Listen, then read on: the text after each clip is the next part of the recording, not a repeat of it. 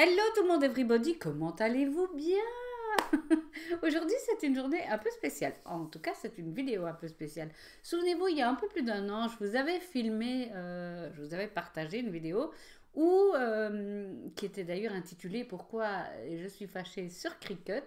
C'est une vidéo que vous avez beaucoup aimée, beaucoup détestée, enfin j'ai eu plein d'avis. Mais par contre, on va retenir que ce que vous avez aimé, c'était une vision un peu au-delà de tout simplement et telle machine est mieux que celle-là parce que si, telle machine est mieux que celle-là parce que ça. Et je vous donnais une vision un petit peu l'hélicoptère qui regarde les choses d'en haut et vous aviez aimé.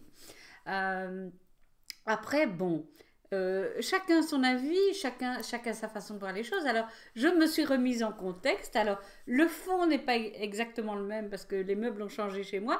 Mais par contre, j'ai mis le même polo et tout pour qu'on se ressente un peu dans l'ambiance. Et je voulais vous dire comment les choses ont évolué entre-temps.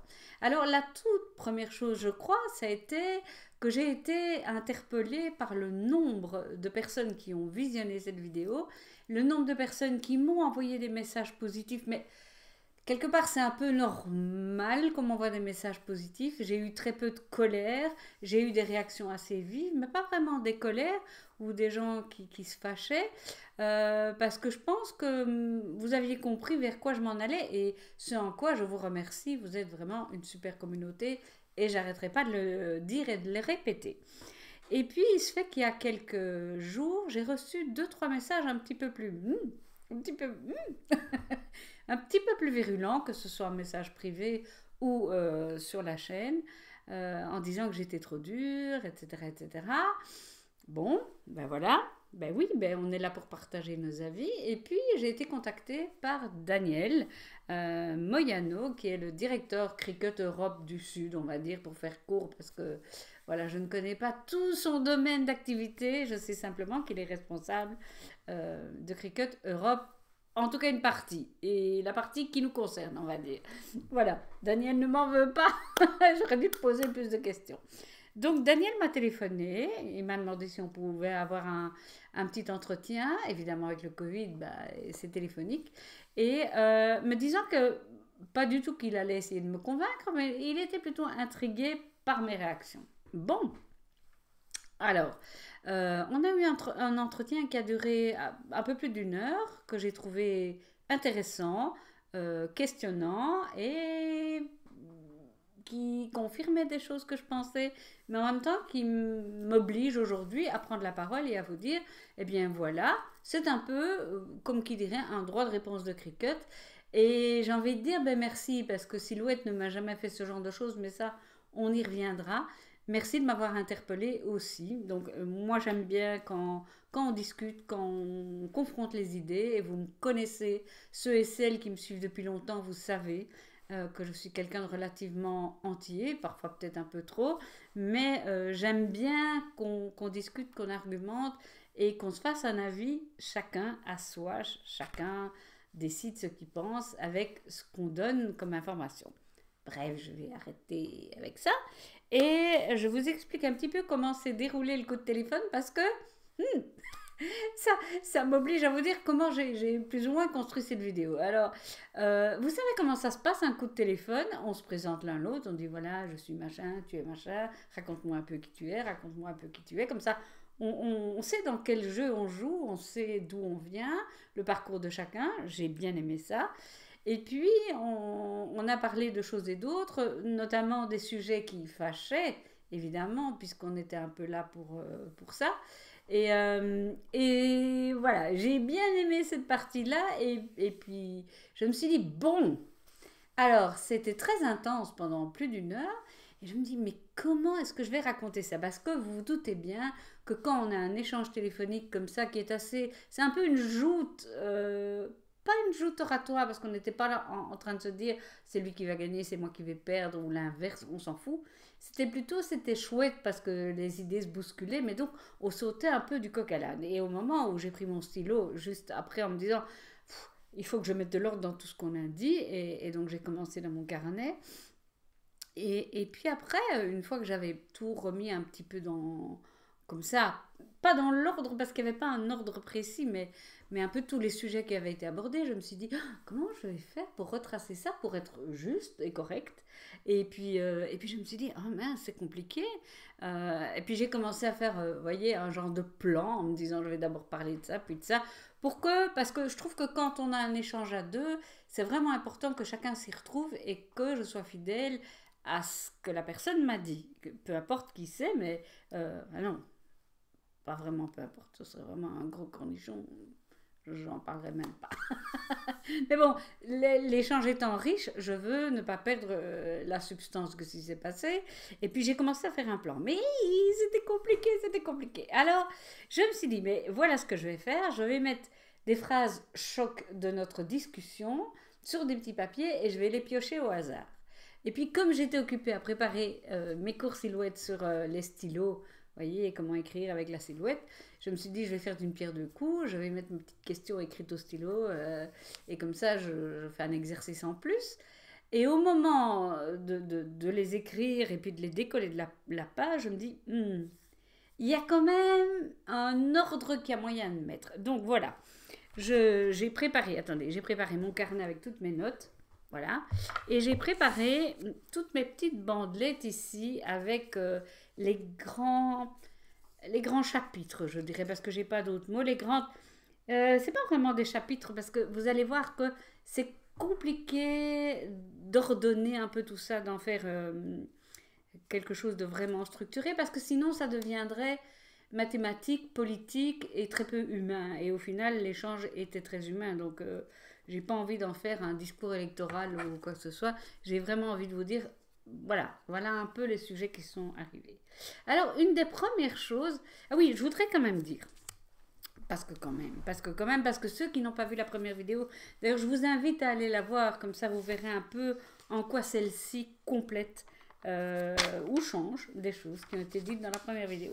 Alors, qui est Daniel? Alors, si vous voulez, il y a une vidéo d'Anso de Je Crie, Je Cut, qui est une fille avec qui j'ai fait déjà une vidéo et avec qui on a eu des chouettes échanges. Elle a fait une vidéo sur Daniel, mais il était là que depuis quelques mois. Maintenant, il est là depuis 1 an. Alors, il m'a un peu expliqué qui il était. Daniel ne m'en veut pas s'il y a des choses que j'oublie. Je vais te dire ce que j'ai retenu. Donc, la première chose, c'est que c'est un monsieur qui a 3 enfants. Moi, j'en ai 4, donc voilà. Qui a travaillé dans le marketing et qui avait quand même des valeurs. Il m'a dit que, par exemple, c'est quelqu'un qui ne voulait pas travailler, par exemple, pour des marques de cigarettes ou des choses pas bonnes pour la santé, etc. Donc, quelqu'un qui avait quand même un idéal de travail. Et puis, il a eu l'occasion de croiser sur son chemin les gens de chez Cricut, pas tellement pour les marchandises et le concept Cricut, enfin oui, le concept peut-être un peu oui, mais pas tellement parce qu'il s'y connaissait en machine de découpe, etc., mais plus pour les personnes qu'il a appréciées. Voilà, je vais dire comme ça. Et puis, j'ai envie de vous dire qu'au niveau du personnage, c'est quelqu'un qui a du sourire dans la voix, qui est agréable, qui est malin, qui est très malin, et qui est très habile aussi, mais dans le bon sens du terme. C'est-à-dire que j'ai eu l'impression que cette personne, elle avait vraiment bien regardé ma vidéo et qu'elle savait quels étaient les points dont on avait besoin de parler. Donc, c'est intéressant quand on a un interlocuteur. C'est pas quelqu'un qui va venir vous dire « Oui, mais vous êtes silhouette à tout prix, machin, machin. » Non, il avait retenu des parties de mon discours et c'est toujours bien. Ça veut dire que vous avez été écouté. Après, ce qu'on en fait, ben, vous allez voir. Voilà. Donc, j'espère, Daniel, que tu t'y retrouves. En tout cas, je te trouve très sympa, avec une voix très souriante. Alors, je t'ai jamais rencontré en vrai. Et je te trouve très habile. Très, très habile. Mais voilà, c'est ça, les gens du marketing et tout ça. Hein, ils sont très bien. Alors, et puis je me suis présentée. Et pour ceux et celles qui ne me connaissent pas encore, je voudrais vite retracer mon parcours. Comme ça, vous savez en quoi je suis là, entre guillemets. Donc, j'ai été, depuis que j'ai 8 ans, j'adore découper du papier, le coller, etc. Des maquettes, tout ce que vous voulez en papier, c'est mon truc. J'étais enseignante à l'école primaire, directrice d'école, formatrice d'adultes. Et puis, voilà, j'en ai eu un peu marre du milieu enseignant et je suis devenue directrice de magasin et j'ai eu plusieurs magasins Yves Rocher en Belgique. Donc j'ai connu le monde de l'enseignement et j'étais dans des écoles un peu alternatives, ce qui expliquerait un peu plus loin ce dont on va parler. C'était pas des écoles traditionnelles, c'était des écoles où la créativité avait vraiment sa place.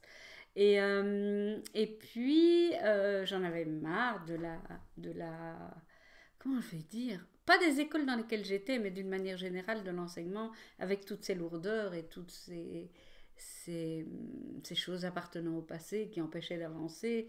J'en ai eu marre et j'avais l'impression que j'étais pas appréciée pour qui j'étais, pour ce que je donnais en tout cas. Et je me suis dit, mais dans le privé, ça va aller. Et dans le privé, j'ai rencontré des choses que je n'aimais pas, à savoir, ben, quand on défend une marque, et c'est un peu la discussion qu'on a eue, quand on défend une marque, eh bien, il y a des choses qu'on peut dire, il y a des choses qu'on ne peut pas dire, et on doit défendre la marque à tout prix. Et donc, c'est pour ça aussi que j'ai quitté le monde du privé, le monde des marques, etc. Et donc, voilà, on a tous les deux un parcours différent. C'était important qu'on place les pièces du puzzle avant qu'on commence à discuter, ou j'ai envie de dire les jalons de la discussion. Donc, ça a été fait et c'était très bien. Voilà. Donc, une fois qu'on a un petit peu... on s'est un petit peu reniflé, comme dirait l'autre, on a pu rentrer dans le vif du sujet et voilà. Alors, une des premières choses, j'ai pris dans l'ordre où ça venait, Mac et Cricut, frères et sœurs. Parce que quand je lui ai expliqué mon parcours, ah oui, j'ai oublié de vous dire ça, en fait, il se fait qu'à un moment donné, j'ai perdu la vue d'un œil. Et j'adorais comment... à ce moment-là, je commençais le scrap et tout. Et le problème, c'est que j'arrivais pas à découper précisément parce que je voyais plus bien. Et donc, j'ai acheté la première Cricut qui est sortie. Et puis, je les ai toutes eues. Parce que j'adorais le fait de découper précisément. Et à ce moment-là, la silhouette n'était qu'à ses balbutiements. C'était la Craft Robo à l'époque, mais même pas. C'est arrivé un peu plus tard. Et donc, en fait, j'expliquais, mais moi, je suis quelqu'un qui est de l'environnement Mac. Et Cricut a quelque chose de l'environnement Mac qui est la simplicité d'accès, le design, la robustesse, voilà. Et une fois qu'on est dedans, et ça aussi c'est très important, une fois qu'on est dedans, on a du mal à sortir de l'environnement. Je pense que ça aussi c'est quelque chose d'important. Bref. Et donc je lui ai dit, bah écoute, un jour, voilà, il y a une dame qui m'a envoyé un gentil message et qui m'a dit, pourquoi est-ce que tu connais Silhouette? Et voilà. J'étais un petit peu en colère sur Cricut à ce moment-là parce que Cricut avait cadenassé tous les accès à ces machines. Avant, on avait pu pirater plus ou moins avec un logiciel pirate, mais là, ils avaient tout cadenassé. Donc, on se sentait déjà pris. T'es Cricut ou t'es pas Cricut, t'achètes les produits Cricut ou pas. Et moi, avec mon côté un peu anarchiste, besoin de liberté, oui, ça me plaisait qu'à moitié, voire pas du tout. Vous l'avez entendu dans ma dernière vidéo. Mais par contre, Cricut avait un côté rassurant qui était la robustesse des machines, la facilité d'utilisation et le fait que ce soit facilement abordable et on y reviendra. Et puis, je ne sais pas pourquoi j'ai mis dans cet ordre-là. Je vais d'abord mettre celle-là. Parce que je vais attaquer voilà, c'est même lui qui est venu avec le sujet. Cricut, une secte, ce sont des mormons. Oui, parce que ça me semblait... J'avais l'impression que tous les gens qui travaillaient pour Cricut ou qui faisaient des vidéos pour Cricut, ils étaient tous, mais... Comment on dit? Des ravis de la crèche, quoi. Ils étaient tous tout contents, tout pétillants. J'ai même lancé un truc, c'était pas gentil, mais on a beaucoup ri avec ça. Comme s'ils avaient fumé la moquette ou sniffé un truc, parce que tout le monde était toujours très content, très enthousiaste, même un peu too much, quoi. Et je disais, ouh! Et puis la façon de partager les valeurs de la marque et tout ça, que, bon, je savais qu'ils étaient implantés à Salt Lake City, qui est la ville par essence des Mormons, et je sais voilà, que Cricut, ce sont aussi des Mormons. Alors, il m'a dit qu'en fait, au départ, oui, c'était vraiment ça, mais qu'il y en avait pas de moins en moins, mais que c'était plus aussi prégnant. Mais il faut savoir qu'on est quand même du coup dans un esprit, et c'était ça aussi, un peu secte, un peu tout le monde s'aime bien, tout le monde se caresse bien. Ma fille qui avait travaillé chez Apple me disait c'est la même chose, tout le monde fait semblant qu'ils s'aiment bien, même si on a envie d'étrangler l'autre derrière un rayon, tellement la vie n'est pas comme ça. Et moi j'avais cette impression-là que on travaille chez Cricut, tout le monde doit être content, quoi. Ça reviendra. Bon. C'est lui qui est venu avec le sujet, donc voilà. Et puis il m'a dit, mais tu sais, Cricut, c'est un climat des objectifs. Ah, j'ai dit, ouais, vas-y. Et puis il me dit, mais tu sais, quand je suis arrivée chez Cricut, j'ai pensé un peu comme toi, on dirait que tout le monde est au pays des bisounours, que tout le monde s'aime bien, etc. Et que c'est sûrement, comme on avait chez Yves Rocher et dans d'autres sociétés qui vendent des produits cosmétiques, ce qu'on appelait le green washing, ça veut dire qu'on lave plus blanc que blanc, qu'on est écolo, qu'on fait tout bien, pour cacher un petit peu toutes les misères qu'il y avait derrière et que, voilà, on voulait cacher en mettant en avant tout ce qu'on faisait de bien. Et, euh, et il me dit, mais moi aussi, j'étais sceptique. Bon, après, est-ce que, parce que je suis comme je suis, voilà, Daniel, euh, ben, est-ce que c'est, moi aussi, je pensais comme toi, mais maintenant que je les connais mieux, c'est comme ça. Oui, ça fait un an que tu es là et c'est super. Et si c'est vrai, ben, tant mieux, tu feras que nous le confirmer. Mais voilà. En même temps, si les gens qui travaillent là, qui travaillent pour vous, sont contents de ce qui se passe, ben, tant mieux. Enfin, je veux dire, voilà. C'est juste que moi, j'avais l'impression que les choses étaient biaisées, on va dire comme ça. Et donc, c'est un sujet qu'on a abordé et on y reviendra tout à l'heure. Je dis, c'est bizarre que tout le monde soit tout le temps content. Vous savez que c'est un truc qui me met un peu ou la puce à l'oreille ou je sais pas. Alors, on a aussi abordé le sujet Silhouette et Cricut. Est-ce qu'on est ennemis? Ennemis, pas ennemis, ennemis. Est-ce qu'on est ennemis? Ben pas vraiment en fait. Et donc la façon dont il m'a expliqué ça, j'ai compris pas mal de choses. En fait, Silhouette et Cricut n'ont pas du tout les mêmes objectifs. Et une fois qu'on le sait, bah, on peut respirer un grand coup et on peut se sentir un petit peu mieux. On ne joue pas dans la même cour, on n'a pas le même segment de clientèle comme on dit. Cricut va plus dans quelque chose que je vous expliquerai plus tard qui est le plug and play, que Silhouette est plus un outil au service des créations. Euh, et dont on a besoin de connaître toutes les manipulations pour arriver à quelque chose, tandis que Cricut est au service de, on est là, vous branchez la machine, on vous dit comment faire, on vous dit quel produit acheter, et bim bam boum, en 2 temps 3 mouvements, c'est fait. Donc c'est vraiment, on n'est pas ennemis, c'est simplement que ce sont deux choses très différentes. Et on a envie de dire que là, c'est à chacun de choisir ou son camp, ou ses deux camps, selon ce qu'on a envie de faire, mais on y reviendra aussi. Alors, les machines, une question de culture, je crois que oui, vraiment oui. Cricut est une machine qui est née pour les loisirs créatifs, pour répondre à des besoins de loisirs créatifs, alors que Silhouette est une machine qui a été créée à partir de machines existant déjà pour l'industrie, pour les professionnels, etc. Donc l'objectif n'est pas du tout le même. Quand on travaille pour l'industrie, on est là en train de se dire, t'achètes une machine pour ton job, ben écoute, voilà, on te donne le logiciel, on t'explique un peu, voilà. Tandis que quand on fait une machine pour les loisirs créatifs, il faut que ce soit accessible à tout le monde et vite. Il faut que les gens aient un résultat rapide et facile. Et donc ça, eh bien, on en reparlera encore. Vous avez l'impression que je tourne en rond, mais vous allez voir comment la toile se tisse. Alors, un mot, c'est marrant parce que c'est un mot qui est venu chez nous deux, chez lui et moi. C'est le genre de message qu'on reçoit tous, que ce soit si on travaille chez Silhouette ou chez Cricut, enfin, avec Silhouette ou avec Cricut. Ce sont des gens qui viennent vous dire, écoute, moi je suis nul. Alors, j'ai mis au féminin tout simplement parce qu'il y a plus de femmes que d'hommes pour le moment pardon, dans les personnes que je rencontre dans mon aventure, Silhouette, mais ça pourrait être je suis nulle, NUL, hein, c'est pas grave. Et c'est vrai que ce qui se passe, c'est que on rencontre des gens qui disent moi j'ai envie de faire du loisir créatif, j'ai envie de me lancer là-dedans, mais je suis nulle, j'ai peur, je ne sais pas comment ça marche, j'ai besoin de conseils, j'ai besoin qu'on me tienne la main, j'ai besoin qu'on m'accompagne, etc. Et c'est vrai que on a chacun notre façon de créer. Oh là là, quel enchaînement! Mais quel enchaînement! Voilà.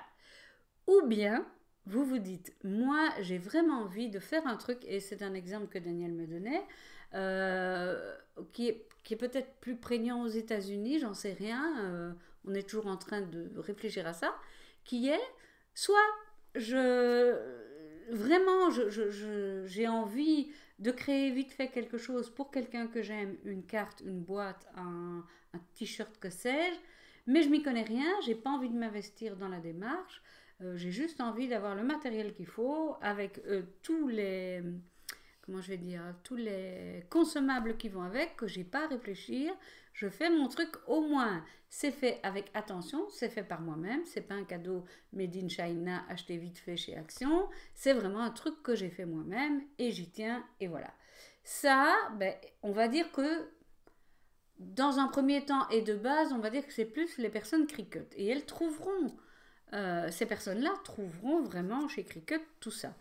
Chez Silhouette, il y a aussi ça, mais il y a aussi des gens qui veulent créer leur propre truc et qui du coup veulent apprendre comment utiliser le logiciel, comment transformer les choses, comment aller piquer des idées chez les autres, comment...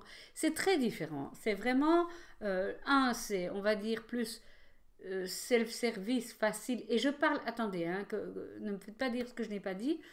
Euh, je parle de la première approche, hein, pas du tout de ce que ça va devenir après. Parce que là, des deux côtés, il y a des gens qui grimpent et qui font des choses très personnelles avec des logiciels sophistiqués, tout et tout. Je parle de la base de la première approche.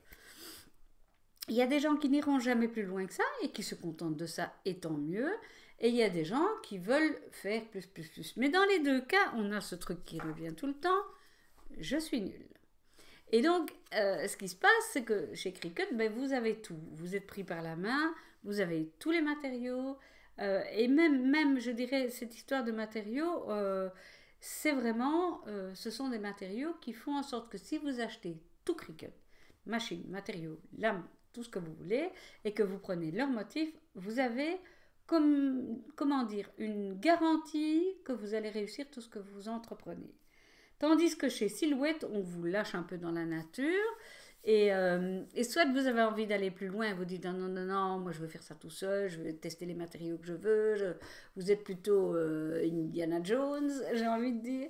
Et du coup, ben, qu'est-ce qui se passe? Ben, vous avez choisi cette voie-là, vous allez en baver des ronds de chapeau parce que vous devez tout apprendre. Et donc, c'est deux façons d'agir qui sont complètement différentes, et ça, voilà. Donc, ben voilà, on en revient à mon petit mot suivant. Cricut, le plug and play. Plug and play, ça veut dire quoi? Ça veut dire tu branches et tu joues et tu t'amuses et tu as ton résultat. On sait bien que Silhouette, c'est pas du tout ça. On sait bien que les personnes qui ont leur machine Silhouette pour la première fois, elles disent mais enfin, il n'y a pas de mode d'emploi, rien du tout. Attention, je nuance quand même. Chez Cricut, c'est un peu pareil, hein. C'est un peu pareil, on voit bien que c'est pas évident au début, le logiciel a été mis en français mais il y a encore plein de trucs en anglais, il faut vraiment comprendre l'état d'esprit du logiciel, l'état d'esprit de la marque, et une fois qu'on a compris ça va. Et donc au début je pense que tout le monde patauge un peu, mais j'ai cru qu'il y a moyen de faire vite fait du moment qu'on a tout ce qu'il faut et qu'on regarde les vidéos. Chez Silhouette c'est plus compliqué. Et bon, c'est grâce à ça que moi je suis là et que, d'une certaine manière, je gagne une partie de ma vie, on va dire. Donc je ne crache pas dans la soupe, je dis juste que c'est deux choses très différentes. Euh, voilà, les étoiles cricotent au pays des bisounours. Et voilà, les deux s'accompagnent, parce que j'en ai déjà un peu parlé. Les étoiles cricotent, souvenez-vous-en, j'en parlais dans la vidéo précédente. Et au pays des bisounours, pourquoi ça râle pas chez Cricut? Pourquoi quand on va sur les groupes Facebook vous savez, des groupes où vous avez Silhouette, Scan and Cut, Cricut, etc. Les gens qui râlent le plus, ce sont les gens de chez Silhouette. Et les gens qu'on entend pas beaucoup, on va dire, je vais pas dire presque pas, mais pas beaucoup, c'est les gens de chez Cricut. Enfin, de chez Cricut, qui ont choisi Cricut ou qui ont choisi Silhouette. Voilà. Ça tient à... C'est ma théorie, mais après, voilà. Ça, c'est un peu vous qui voyez. Et évidemment que j'ai hâte de connaître votre avis sur la question. Je crois que ça tient à une théorie. Bah, écoutez, j'en parle à mon aise. J'ai quand même suivi des études un petit peu de psychologie et tout ça. Je ne vais pas vous faire une leçon de psychologie, mais un peu quand même. Il y a une théorie qui date des années 1970, qui est la théorie de Monsieur Kessler, qui est la théorie de l'engagement. Alors, c'est quoi la théorie de l'engagement? Alors, je vais quand même reprendre dans l'ordre pour être sûr de bien dire tout. La théorie de l'engagement, c'est une théorie qui a été émise au moment où on se disait que la manipulation dans le marketing, ça pouvait aider. C'est quelque chose qui n'est pas net, mais par contre, les expériences qui ont été menées montrent que le genre humain a tendance à basculer là-dedans. Alors c'était manipulation, secte, etc. Donc on est en plein dans le sujet. Et je pense que, franchement parlant, que ce soit Cricut ou Silhouette, les gens ont tendance à comment vais-je dire, à reproduire ce genre de comportement de manière tout à fait naturelle et probablement tout à fait inconsciente, mais je vous explique un peu. Alors, il y a plein d'expériences qui ont été faites après la guerre, euh, dont une expérience, et j'aime bien en parler de celle-là, mais je vous explique un peu. À un moment donné, après la guerre, on n'avait plus beaucoup de viande et on n'avait plus que des abats. Et une expérience a été faite. On a rassemblé les femmes je vais dire d'un village, mais c'est peut-être d'une ville. Et on leur a dit, écoutez, voilà, ce serait vraiment bien qu'on mange, comme maintenant, comme il n'y a plus de viande, on mange des abats, on va vous aider pour les recettes et tout. Qui est prêt à cuisiner des abats, à s'engager? Et on s'est rendu compte que les femmes qui avaient levé la main, qui avaient dit, moi je suis prête, étaient bien plus engagées que les autres qui n'avaient pas levé la main. Donc l'idée de dire à tout le monde, moi j'ai choisi, dans notre cas, Silhouette ou bien Cricut, c'est un engagement qui fait en sorte qu'on a déjà un pied dans je me suis engagée, donc je vais poursuivre là-dedans. Le 2, c'est d'avoir la machine le deuxième point, c'est répéter l'acte. Donc non seulement je me suis engagée, mais je fais un test même s'il n'est pas convaincant, j'en refais un et je le répète et je suis fière et je suis content, même si je me suis bien cassé la figure, je vais montrer ce que j'ai fait de bien, qui est le propre des groupes Facebook où les jeunes qui arrivent, les nouveaux qui arrivent disent « Ouah, c'est magnifique tout ce que vous faites ». Alors oui, est-ce qu'on montre tout le temps ce qu'on a fait? Ça, c'est pas sûr, mais le fait qu'on répète et qu'on s'acharne, eh ben, ça nous engage encore plus vis-à-vis du choix qu'on a fait. Et ici, on parle de choix de marque, on est bien d'accord. Y a ce caractère qui devient du coup irréversible, c'est le troisième point, qui est, maintenant que je me suis engagée, je l'ai tellement crié haut et fort, j'ai tellement montré que ça allait bien, que ça va être compliqué de faire marche arrière, ça va être compliqué de dire, ouais, tout compte fait, c'est pas si bien que ça. Voilà. Ça, c'est le troisième. Le quatrième, et je pense que là, ça touche vraiment à ce dont on parle, il y a le côté coûteux. On va vous demander, au départ, on va vous dire, mais non, c'est facile, tu vas voir. Mais quand même, si tu veux, il va falloir... Alors, je fais une caricature, ne m'en veuillez pas, mais j'essaye de simplifier. Chez Silhouette, ça va être, il va falloir bosser, ma fille. Il va falloir que tu étudies le logiciel. Il va falloir que tu ailles voir des vidéos. Il va falloir que tu te mettes au parfum. Il va falloir que tu fasses des tests. Il va falloir... Donc ça va être coûteux en énergie, moins en coût puisque le matériel est moins cher. Et chez Cricut, ça va être coûteux mais moins en énergie. Donc on fait son choix, mais quel qu'il soit, il y a toujours un coût. Un coût en énergie, un coût en argent, parce que voilà, on achète les fichiers tout faits, et on y reviendra à ça quand j'aurai fini. Et le cinquième point, c'est ce sentiment d'avoir eu la liberté de choisir. Et ça, après avoir fait tout ce qu'on a fait, on a besoin de le crier haut et fort. On a besoin de dire, mais moi je suis libre, j'aurais pu faire un autre choix, mais c'est celui-là que j'ai fait. Ce sentiment de liberté, il faut qu'on le crie haut et fort, il faut qu'on dise, voilà, je me sens libre. Parce que sinon, ça perd de son sens. Et tout ça, ça appartient au camp qu'on a choisi, au choix qu'on fait, etc. Et c'est humain. Et c'est normal. Et quelque part, bah, ça devrait être rassurant de se dire ça.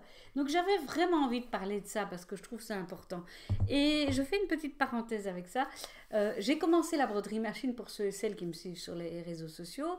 Et vectoriser. Alors, en broderie machine, on ne dit pas vectoriser, on dit numériser un motif. Ça coûte d'abord, ça coûte en logiciel, mais une blinde. Par rapport au logiciel que nous on connaît, les logiciels de broderie, c'est des 3 000 €, des 4 000 €, enfin, c'est un truc de malade. Et en plus de ça, ça coûte en énergie parce que vous devez apprendre, c'est long, c'est coûteux en temps, etc. Et donc, me trouvant face à ça, je me suis dit, ah non, je ne vais pas me casser la nénette. Moi, je vais acheter des fichiers tout faits et je vais acheter juste le petit logiciel qui me permet de les agrémenter un peu comme je veux. Et tant pis si je suis bloquée sur certains trucs, mais j'ai pas envie de me casser le à faire ça. Donc, voilà. On a des démarches différentes aussi d'après les domaines dans lesquels on se trouve. Eh bien, moi, pour la broderie machine, ce genre de fonctionnement me plaît. Je sais que là, on va me donner le fichier, les fils qu'il faut, les réglages machine, et c'est parti mon kiki, je fais ce que je voulais faire. Voilà. Et les gens me disent, mais enfin Marie, toi qui étais silhouette, comment ça se fait que tu numérises pas, que tu te mets pas à faire des fichiers toi-même? Je dis, mais ça ne m'intéresse pas.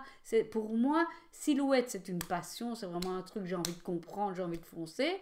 La broderie, c'est un truc en plus et j'ai pas envie de me casser le popotin à commencer à comprendre comment on numérise et tout. Donc c'est marrant parce que je suis la même personne et dans un domaine bien qui est celui de la silhouette, j'ai foncé dedans, j'ai adoré, j'ai découvert, j'adore la géométrie en plus, donc c'était chouette. Mais pour l'autre domaine, ben non. Ben non, ça ne m'intéresse pas de connaître comment on fait. Il y a plein de gens qui le font bien, même si un fichier me coûte 3 €, 5 €, pas grave, c'est ce que je veux faire maintenant et je veux le faire maintenant. Et donc c'est marrant que dans ma tête, il y a les deux qui sont là, les deux façons de fonctionner. Et donc voilà, moi je trouve ça comique et j'avais envie de le partager avec vous. Alors, attendez, je vais revoir mes petits mots parce qu'avec tout ce que je viens de dire, ouais. Même les influenceuses, parce que c'est des choses que j'ai eues, mes filles par exemple, elles m'ont dit, maman, sur Instagram, il y a des filles, elles sont même pas crafteuses, elles font même pas du scrap ni rien, et elles font la publicité pour les machines Cricut. Et on en a parlé avec Daniel de tout ce monde de la télé-réalité, du fait qu'il faut être vu sur les réseaux, etc. Et oui, mais c'est bien la preuve qu'on a beau ne pas s'y connaître, c'est ce que veut montrer la marque, c'est que même des... J'ai pas de mots. Ces femmes-là, là, de la télé-réalité, vous voyez ce que je veux dire là? Oui, hein, je crois que vous voyez bien. Hein. Eh bien, même elles y arrivent. Donc, c'est une jolie publicité. Hein. C'est vraiment une jolie publicité. Rassurez-vous quand même. Je dis ça, mais c'est vrai que c'est les questions qui ont été posées. Et d'après Daniel, Cricut n'a pas envie de rentrer là-dedans. Cricut a juste envie de faire savoir, bah, d'abord de faire leur pub. Hein. On va pas, il ne l'a pas dit comme tel, mais bon, on va pas tournicoter autour du pot. Par contre, ce dont ils n'ont pas envie, c'est la surenchère, comme on a avec les stars de la télé-réalité qui vous vendent des produits qu'ils ne connaissent pas, etc. Donc ça s'arrête à un moment donné, ça s'arrête avec juste... même, tout le monde sait le faire, on va dire en gros. Où est l'arnaque?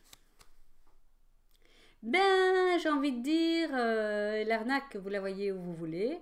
Moi, j'ai la chance et la richesse de pouvoir m'en sortir avec les deux machines et donc de pouvoir faire des projets qui m'arrangent avec une machine et qui m'arrangent avec l'autre aussi quand je veux vraiment créer quelque chose. J'ai eu la chance de pouvoir creuser silhouette et d'en avoir fait mon métier. Et donc, parfois, c'est à vous de voir. Qu'est-ce que vous trouvez qui est de l'arnaque? Le prix peut-être, ouais. Le prix. C'est vrai que ça, on en a parlé dans l'autre vidéo et je reviendrai là-dessus. Ce qui m'ennuie moi, c'est que à partir du moment, et c'est un peu comme ceux qui ne jurent que par Mac, et j'en fais partie puisque je travaille sur Mac, donc je ne vais pas cracher dans la soupe non plus, mais oui, c'est cher. Ça, il ne faut pas tourner côté autour du pot, mais c'est comme n'importe quoi. Si vous voulez avoir ce que Cricut offre, il va falloir payer. Et voilà. Après, la façon dont c'est conditionné, la qualité des matériaux, il n'y a pas à tournicoter, c'est du bon, mais c'est cher. Et, euh, et vous pouvez toujours utiliser d'autres matériaux si vous êtes dégourdi ou dégourdi, mais voilà. Euh, le problème des prix. Et en même temps, c'est un truc qui m'énerve aussi. Et quand j'en parle avec les gens de ma communauté Silhouette, les gens qui sont plus proches, ceux qui font partie de mon YouTube payant, on est toutes d'accord de dire oui, on a aussi essayé d'aller trouver sur AliExpress, chez Action, etc.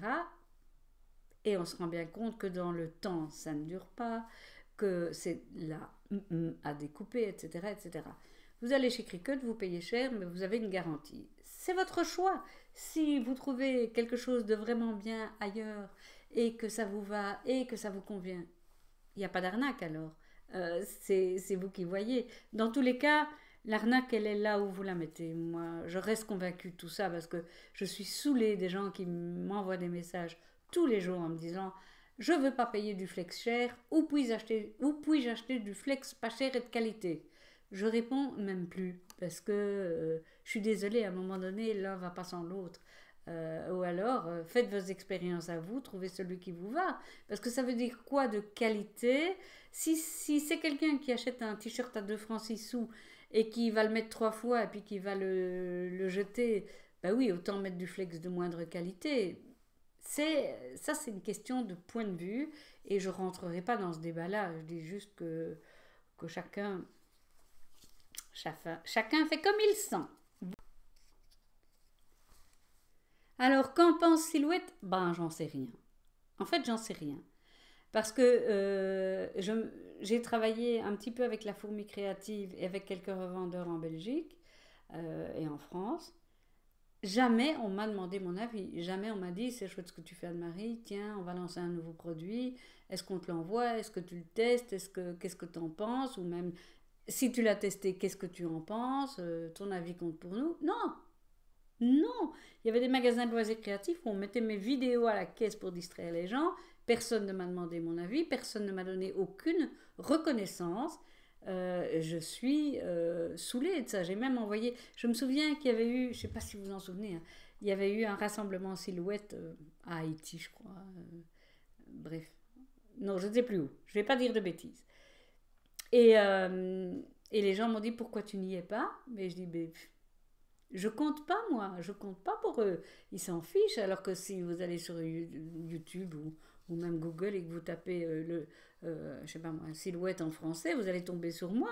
Enfin, je veux dire, c'est pas comme si j'étais quelqu'un qui n'a rien à voir avec Silhouette.